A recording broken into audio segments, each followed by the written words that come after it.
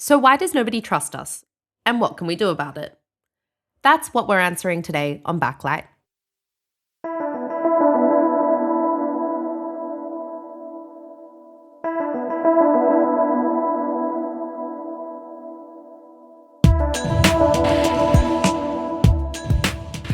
So Beatriz, do you believe everything you read in the news?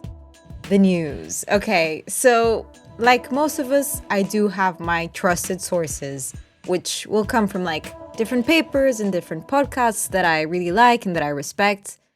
And I would say that absolutely I trust those sources. What I find most striking when I have this conversation about trust in media is like how so many people, like friends, acquaintances, my siblings, are so distrustful of legacy media and traditional media. Often they will have like a journalist or a YouTube channel or creator that they turn to because they absolutely think that everywhere else is biased or painted in this one political color. Yeah, I was reflecting on my own trust in the media as we were putting together today's episode. So I grew up in Australia, which is actually one of the most concentrated media environments in the world. It's something like 60% of print media is owned by Murdoch. So I grew up with this view that, the mainstream media is either lying to you or trying to promote some sort of political view. And as a consumer, you have to be smart enough to read between the lines because what you're getting is not the honest truth. Okay, so Tessa, why are we talking about trust today? Okay, so just to take you back to journalism school for a quick second. So the role of the media is to provide people with reliable information so that they can be well-informed citizens. And in addition to this, it's to act as an accountability tool for power. Obviously, it can't do either of those things if nobody trusts them. Yeah, and I read that trust in the media worldwide is at 40%. I think it was the Reuters news report that said that. But in the US, it's at 28%. Yeah, exactly. And there are many scary stats that talk about declining trust in mainstream media. And there are plenty of reports that go into depth about why this is the case. But for the purpose of today's conversation, we're not going to spend too long dwelling on the problem, but rather look at how media leaders are thinking about solutions. Because there are so many people working really hard to build trust with audiences. And we're approaching this conversation from three sides of the industry coin, if you can even use the expression in that way. Coins have two sides, Tessa. Well, this coin has three or potentially even more sides because the way people consume news is changing, as you mentioned before, Beatriz.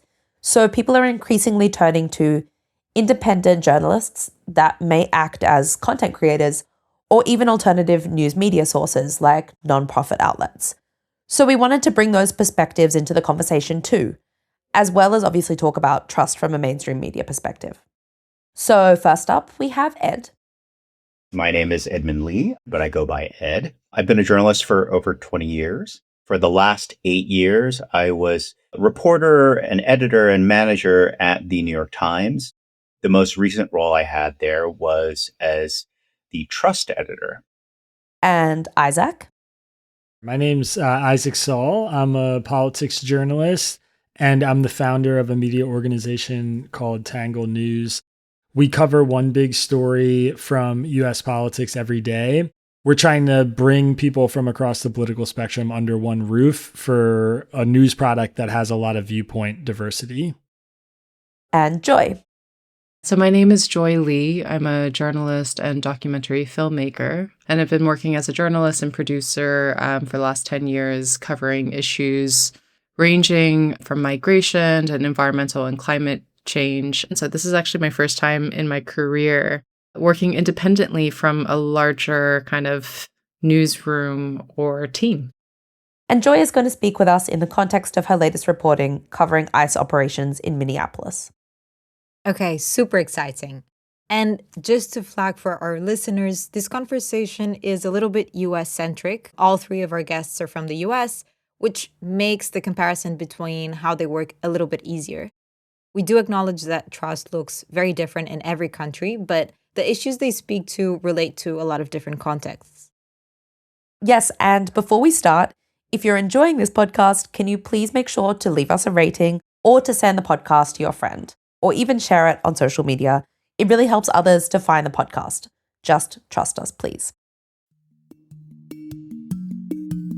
From Lighthouse Reports, this is Backlight. Every month, we take you behind the scenes of real-world collaborative investigations. We're your hosts, Impact Editor Tessa Pang and investigative reporter Beatriz Ramalho Silva.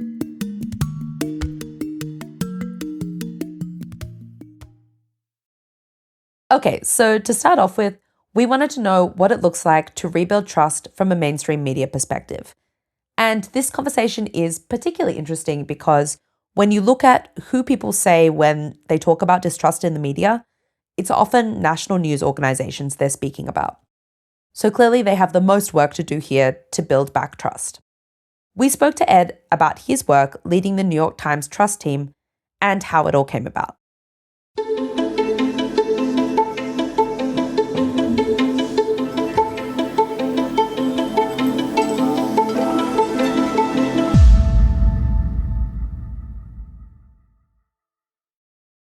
Everyone was aware of the situation. No one was really tackling it. No one was really taking it on because partly it's so abstract. Trust is such an abstract term. Our mission was not just to address the trust issue for the Times, but for news media altogether, that we hoped that all these things that we developed would be something that would be adopted, across the industry. What was good about this group is that it wasn't just a bunch of editors in a room. We had data scientists, engineers, product people, marketing people. The idea was to solve this problem, or at least to kind of address it. It isn't purely an editorial or journalistic solution, that you need to sort of incorporate all these other elements, especially the data. So I think this is really cool and such an important service to journalism to be doing this type of work. And it's helpful to know that when there are the resources to do so, journalists are dedicating time to solve this problem, or better yet, adapt to audiences' changing needs. Okay, so back to the New York Times Trust team and on to what they actually did. One of the first changes they made was to let people know a little bit more about who was behind the story that they're reading and make it clear the ethics or the rules that those journalists abide by. In our research, we found that when readers don't like a story, or they have a problem with it, or they're just sort of skeptical, they tend to click on the byline. They start looking for information as to who this person is. Do they have an agenda? Do they have any ties to the subject they're writing about? And so we found that was really interesting. And we said, clearly it's like this is an opportunity to address that inherent, skepticism, that lack of trustworthiness. The most important innovation in this new bio was our ethics statement. And so, a lot of readers, we found out, had no idea that reporters abide by a certain set of rules and guidelines. And so we felt this was an opportunity to sort of telegraph or to project very directly what their ethics are. So, for example, in my case, as having been a business reporter for many years, I made clear in my ethics statement that I don't own stakes in any of the companies I happen to be writing about. It's a clear indication of our independence. And also with politics. We vote as journalists, but we're not allowed to campaign. We're not allowed to donate money to political candidates. We're not allowed to participate in political causes. And so stating that up front, we felt was an important thing. And surprisingly, the bio update had a bit more of an impact than just trust with the readers. It also improved trust with sources too. One of our Metro reporters, they've been trying to get a source to talk to them for months and months and months. And when she updated her bio to this new format, this source actually reached out to her and said, I know you've been wanting to get coffee. When do you want to meet? And so she asked him, of course, lovely. That's great. What changed your mind? And he said, I read your new bio and I saw your ethics statement. So even just stating it up front had a huge impact. Whether it's something very explicit like your ethics or more kind of implicit like your interest and your background, these things have a way of reaching readers and sources in a way that allows them to trust you more, right? Just reporters as human beings is what people want to see. This is obviously the best case scenario for a reporter. We always want sources to speak to us and to trust us. And I feel like I sometimes overthink how much I should have online and what could be more helpful or less helpful for people to reach out to me. So knowing that something like a personalized bio could work to your advantage and potentially, make you more approachable is something that I was taking notes on as Ed was speaking. Another thing that they did to help people understand how journalists work is to explain the technical terminology. So, for example, things like anonymous sources. We found that in our surveys that a lot of readers thought anonymous sources were anonymous to us, that we also didn't know who was supplying this information, which is completely not true. They're vetted to hell, right? And so we created a system whereby when an article chiefly relies on an anonymous source, that's to say that it primarily relies on it, you would see an anonymous source indication, say the first 3 paragraphs. A little sort of explainer module shows up in the middle of the story that explains anonymous sources. That it says explicitly, we know who the sources are and, we've corroborated what they've told us. Yeah, I really like this because I think it's about showing you're working out and showing the process of how you got to the conclusions you're making. Yeah, just like in maths class, show your workings. Exactly. And, if you don't show you're working out, you can't get full marks. So the same rule should apply to journalism. And I think because I didn't study journalism, so many of the things or the terminology that people were using was really confusing to me when I first started at Lighthouse. Things like verifying open source information, which is verifying like a video that you found on social media. I thought it just meant that you were checking it came from a real account. But as Sabrina explained to us a few episodes back about her work in Sudan, it's actually a much more complicated process. And her explanation of that process actually increased my faith that, the findings were factual and were true.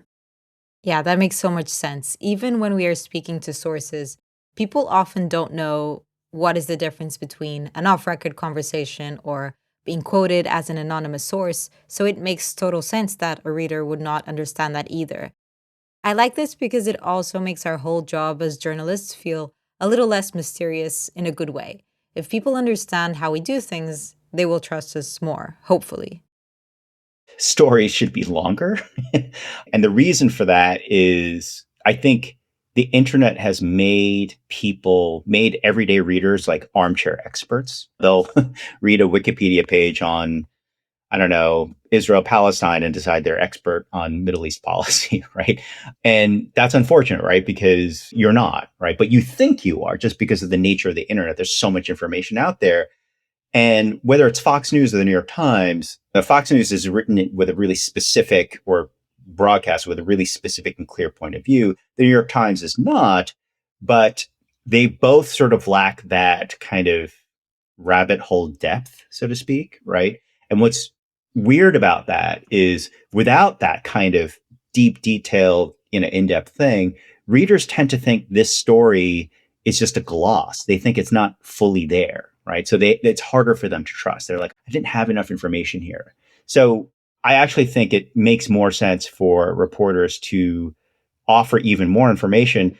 You don't want to lard up every story, of course, but having more detailed explanations around why bond yields rise, what that means. Like there's often just sort of like a small explanation, a little parenthetical that most readers don't understand, but having some kind of an extra layer within the story that really explains something like that, I think readers would appreciate, they would trust more, right? I think we're often told that audiences want brevity. They want to know something in a 30 to 60 second TikTok. But at the same time, there's, so much news out there that I think actually what people also crave is knowing context and knowing why things are happening. And, I think, there's still the truth in there that people want the 30-second TikTok take. But I think there's room and there's space to encourage people to look for nuance and to provide that nuance where people are looking for that. I think the purpose of that 30-second TikTok is to make people more curious and to make people seek more information. Yeah, this was actually in this report called Next Gen News Study. And it looked at how Gen Z is engaging in the news. And it found that they wanted information beyond just quote unquote news. They want context and validation of their views or to understand an issue more deeply. And, that's great. I'm thrilled to hear that. On Gen Z, I think we can't have this conversation without talking about social media, because that's really where so many people are consuming their news nowadays. And that was something that the Trust team was taking on board as well. The other thing I think that the Times and other newsrooms really need to embrace is sort of a more colloquial tone. I think in that sense, what you're seeing with influencers and just the internet in general, that kind of language is just become much more commonplace in terms of written form. And to not engage in that, actually, places like the Times, I think, are losing out. And also, of course, putting more faces on video. And they're not journalists, most of them. These are just people. They could be professors or experts or just everyday people. And audiences generally prefer that kind of format. It feels more trustworthy. Our research showed that it was actually really essential towards engendering more trust. I think these things Ed mentioned are replicable to any newsroom, no matter the size. You don't have to be the New York Times to speak to the reader using the language that they would use or show how you got to the conclusions that you did. And that would basically do a lot more to build trust with your readers. Yeah, I was just reflecting on some of the challenges of incorporating the suggestions that Ed and his team at the New York Times made. Like providing people with more information, either in bios or technical language explanations. Because I think those presume that you already have a captive audience. And what a lot of media institutions are struggling with nowadays is maintaining and proving relevance at a time where many people just want to turn to social media or away from big institutions to get information. So I think, where those things become a bit tricky is both trying to build trust and maintain relevance at the same time. Yeah, I agree. I mean, so many news outlets are, sometimes just prioritizing getting views. But I think when you're the New York Times and you're a leader in your field, the best thing you can do is to encourage readers to want more information and to want deeply reported journalism, and that will have a ripple effect on the industry. Okay, now for a quick break, but don't go anywhere. After, we'll be speaking to two journalists who have left traditional outlets and are building trust with audiences on their own terms. You're listening to Backlight, Lighthouse Report's monthly deep dive into the world of investigative journalism. If you want to know more about our investigations, you can subscribe to our newsletter on our website, lighthousereports.com. Or if you have suggestions on who we can talk to on this podcast, you can always reach out to us at backlight@lighthousereports.com. Today, we're talking about how to rebuild trust in the news. We just spoke to Ed, who led the trust team at the New York Times, and now we're turning to two journalists who have left traditional outlets. So first up, we have Isaac from Tangle News, and Tangle has a really interesting solution to what is one of the biggest drivers of mistrust in the news, which is political bias. So we're going to be getting into exactly how they work, but first, we asked him how he got here.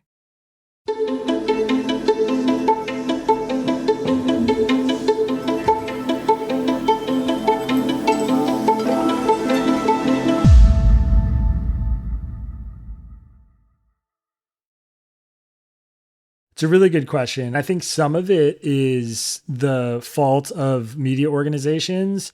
And I think some of it is the fault of politicians who have kind of driven the wedge between Americans of different political stripes. So, on the media organization side, I think there's been a lot of kind of, not just mistakes, but also looking down their nose at a particular class of American, mistakes made in the hiring process to build out news organizations, a lack of accountability for mistakes that actually happen in the process of news reporting.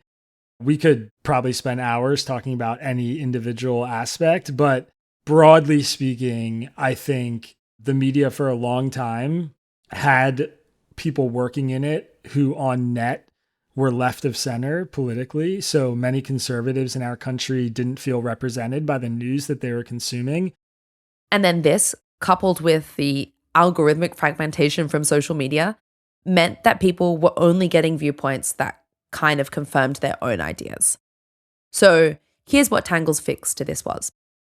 We cover one big story from US politics every day, and we cover it with a really specific format, which is we tell you Introduction, basic explainer of the story. So, today we covered the mail-in ballots, a mail-in ballots case that was argued before the Supreme Court last week.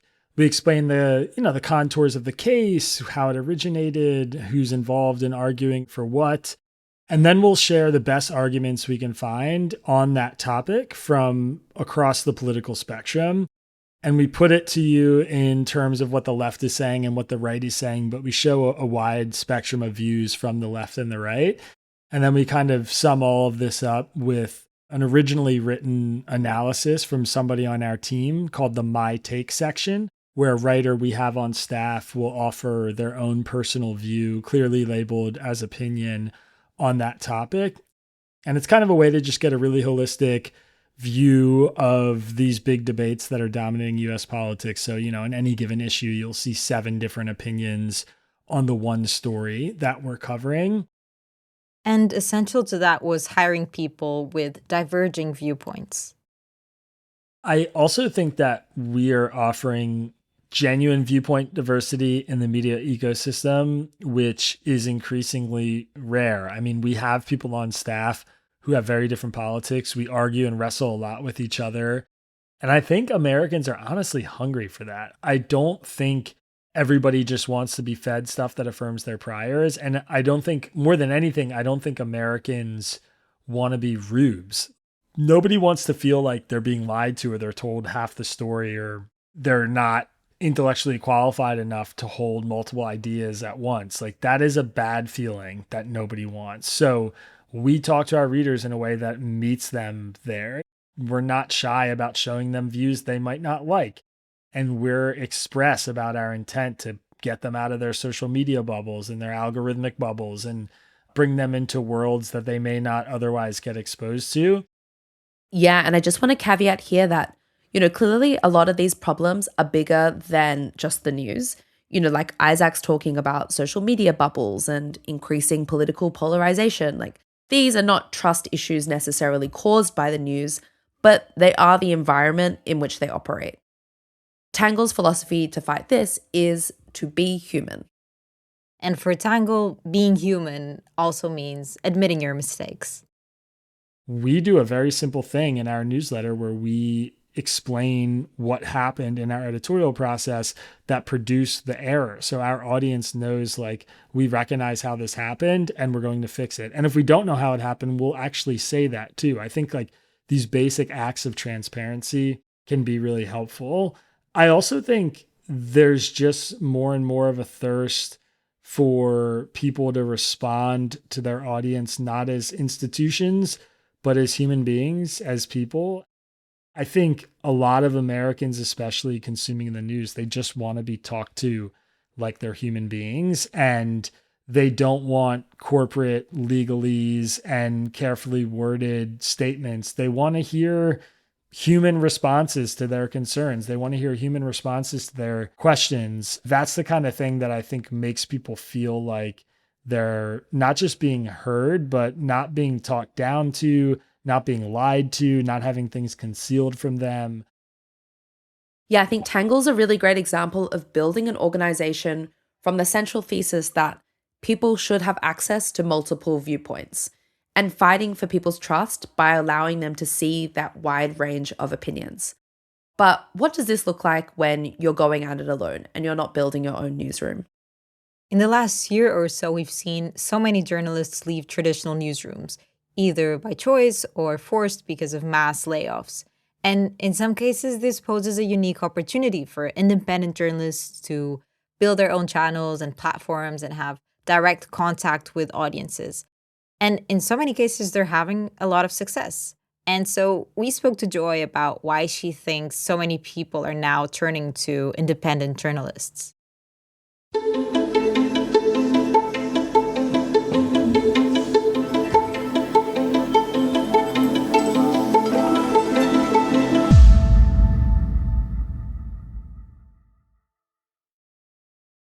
What I believe is that journalism at its core is an act of public service. And today, for many reasons, it's often not the case or not perceived to be the case. One of the reasons of that is that I call it big journalism, right? It's a business. Like I like to distinguish journalist from, let's say, the big industry of journalism. And I think people are seeing time and time again that journalism, the big journalism today, often operates as corporations do, as businesses. And corporations do not often have the best interests of the public at heart. Yeah, I really, really like this framing of journalism as a public service. And I think this move away from journalism as a public service is part of the reason why communities who are often directly affected by the issues that are being covered distrust the media.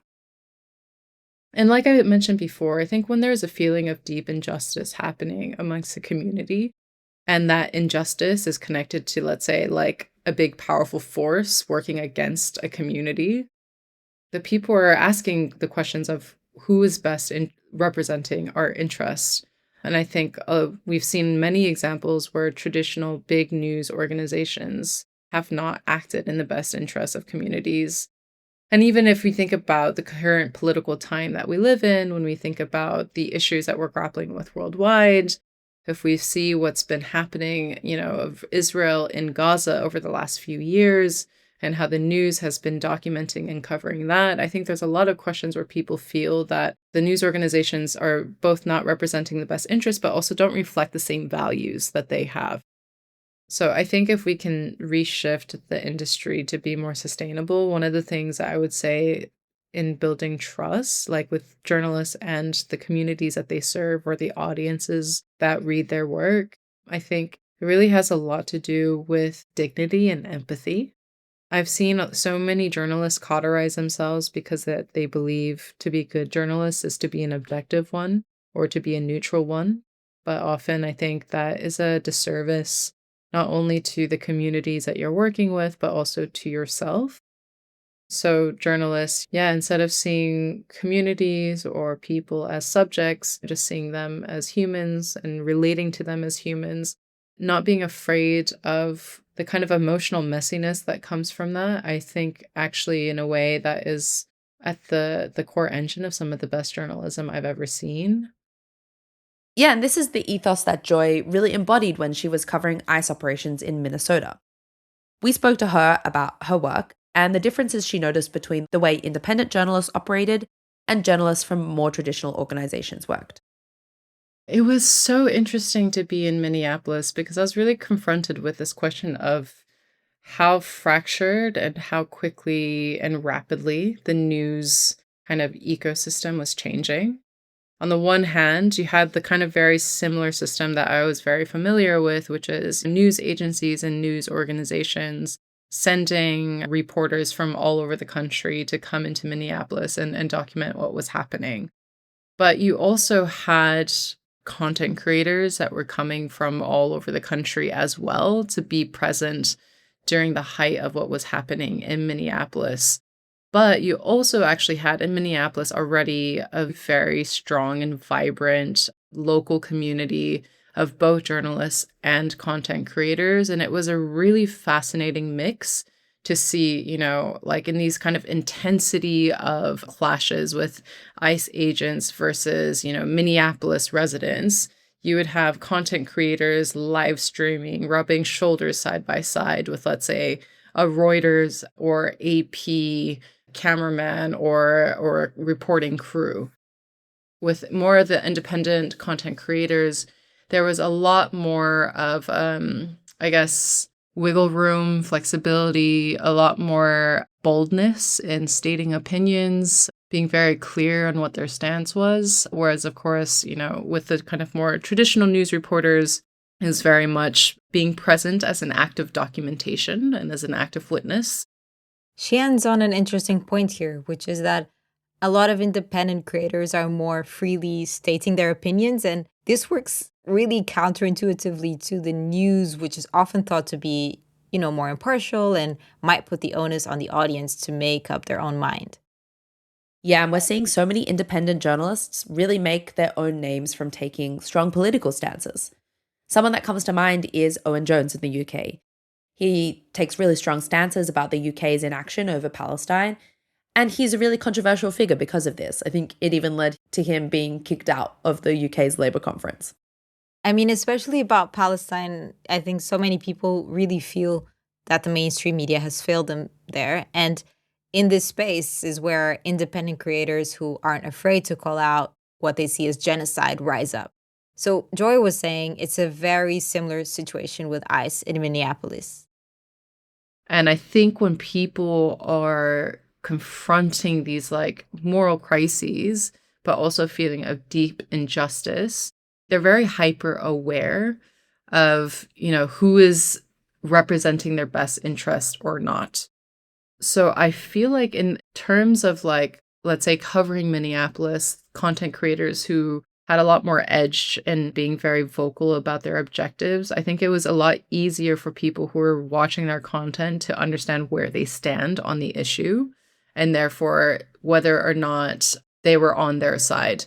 I did see that quite a lot, that actually objectivity, and we know that the term objectivity, I mean, what does that really mean, right? Like human beings, which are also the vehicle of journalism, like no one is objective in anything that they do. And I think, this debate in journalism about objectivity or not, I do think in a way it is outdated in a sense of we do recognize that everything has a bias and a different kind of perspective and some kind of leaning to it. I think it's just more of how do we be more honest about what those biases are.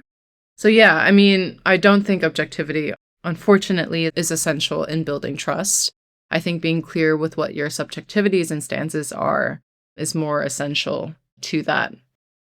Yeah, here Joi is talking about the big industry debate about objectivity in the news.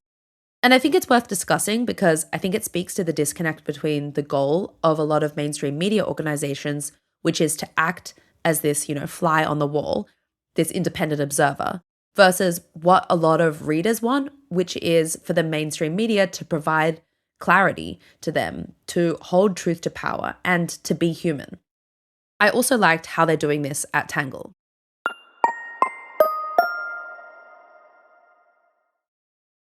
Part of the solution in our format at Tangle is just that we give space for our writers to say exactly what they're thinking and kind of show their work transparently, to say like, these are the biases I'm bringing to reporting out this story. And here's why I feel the way that I feel and what brought me to that position. And then our readers have the full context of the people who are providing them the news and the information. And they can understand that this person's biases maybe impacted the introductory section of the newsletter, even though that's the really neutral, straight news reported part of it. We try our best not to let it do that. But I think the reality is, as human beings, we have to realize that sometimes it happens in ways that we might not consciously understand. So that's an advantage we have as being a sort of alt media option. Yeah, he acknowledges here that this is something he can do because this is the design of their organization. But that might not be possible if you work for a mainstream outlet. And I don't think that this subjectivity position is shared by most big news organizations. This is what Ed had to say. I mean, you're asking probably one of the thorniest questions right now for journalists and journalism. You can't be an advocate, right? The whole point of being a journalist is to, relay the story, relay the facts. Now, I'm sympathetic to this whole, sensibility that like, well, it's kind of ridiculous to kind of hide your point of view or your own politics because clearly you have a politics. You're a human being with a brain. You must have some sense of this. And to hide that is actually disingenuous. And that's why readers don't trust you as much. So that's a fair point. Here's the problem with that, though, right? No one's really challenging, what's coming across. I mean, look at what happened in the Pentagon, where the Defense Department basically took away all the press credentials and only gave them to friendly outlets. But my point is that you as the reader are losing out because whatever information you got from the Pentagon in the last, say, 6 months or so was entirely biased, right? It was entirely one-sided. And so you're just not getting the full picture. So yes, the idea of sort of, relaying your personal viewpoints may be more transparent, but deters you from your ability to actually report on these things, because you yourself are just going to be cut off from the bigger picture, in terms of all the different voices that need to be sort of sourced or need to be spoken to, people you need to speak to. I don't know if you agree with that, but that's just how, and maybe I'm just very old school that way, but I still think there is a fundamental mechanical aspect to why you should not be openly talking about your politics. Yeah, I really see the tension here, to be honest. It's something I think about a lot. Like when you're out in the world trying to get sources on contentious topics, speaking to people, many times you are speaking to people who you are not politically aligned with, but you're also trying to get their trust and positioning yourself as someone who wants to listen to them. And that is totally genuine. So it does not feel super black and white to me, this point of how we should position ourselves. I feel like you sort of can take it on a case by case basis. But absolutely, I agree on this term of objectivity. We all have our subjectivities, our biases, and we should also always be ready to put those to the test when needed. Yeah, I find these conversations really interesting because I think he's right in saying that, we're operating in a context where, especially in the US, Trump is capitalizing on the media not being objective. And he's giving, places like Fox News or, really right-wing content creators special privileges. And that's dangerous because it means that only a certain type of reporter is getting access. But also, just to take it back to what Joi is saying, I think because this is the context we live in, communities who have been systematically misrepresented by the news want to feel that they can rely on the news to do that properly. And often that goal, in and of itself, of properly representing a community that's fighting against power is seen as not an objective pursuit. Okay, so I just want to wrap up this conversation with one more thorny issue. So in many ways, the news is trying to become more social media friendly. And this is a great thing because it makes it more accessible to people and meets people on the platforms they're at in the ways they're consuming content. I think there's room for nuance on this debate because social media has made everything content. Okay, what does that mean? You're the person to explain this to me, Tessa. Yeah, I guess the way I'm referring to it is the way social media has encouraged people to make everything digestible, shareable, palatable, which can be good, but it also means we're fitting everything into this narrow frame that succeeds on social media. And often news, it just isn't, like the biggest hot take that's going to get the most shares, but it's still really important. And, I'm thinking of like Joe Rogan and all those podcast men where people really idolize them as individuals and trust everything they say. I think social media encourages journalists to conform to some of these hot takes or mini celebrity statuses. I really like the way that Joi explained this. I think that goes far beyond journalism. I think it's because we do live in a society now that glorifies individuals. And that's what I mean by like the cult of personality, right? It's like we live in a celebrity culture. That's like the product of our like vast entertainment system. We reward individuals who have this outsized influence on other people around them, whether through their wealth or through their connections or through their talent. And social media, of course, has only put that celebrity culture on steroids, where now like everybody can kind of quote unquote become that type of mini celebrity. And I think that when that meets journalism, it's a really interesting combination. I don't think, like, for all my criticisms of it, I do think there is a lot of value to it because it does help a lot of young people now meaningfully connect to stories that they never would have done.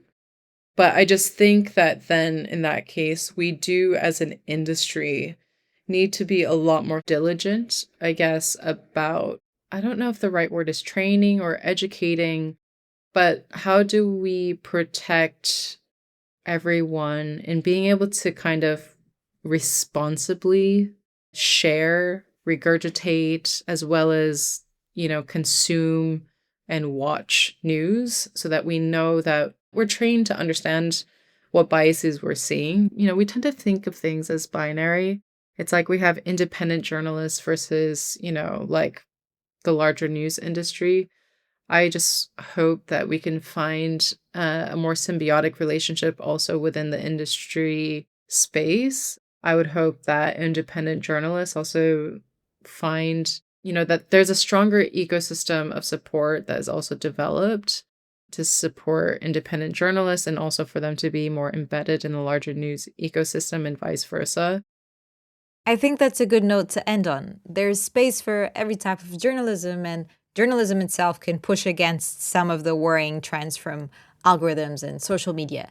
But that takes intentional trust building to do so. Yeah, exactly. And I definitely learned a lot from our guests today. So thank you so much to Ed, Isaac, and Joi for speaking with us. And that's all for now. Thank you so much for listening. To keep updated with our investigations, you can follow us on our social media. On Instagram, TikTok, Twitter, and Blue Sky, our handles are @Lighthouse Reports. Or you can subscribe to our newsletter on our website, lighthousereports.com. All of those will be linked in the show notes. Please leave us a rating or send this episode to a friend. It helps. This episode was produced and hosted by Tessa Pang and Beatriz Ramalho Silva. It was sound edited and designed by Spoovio. Thanks, everyone. See you next month.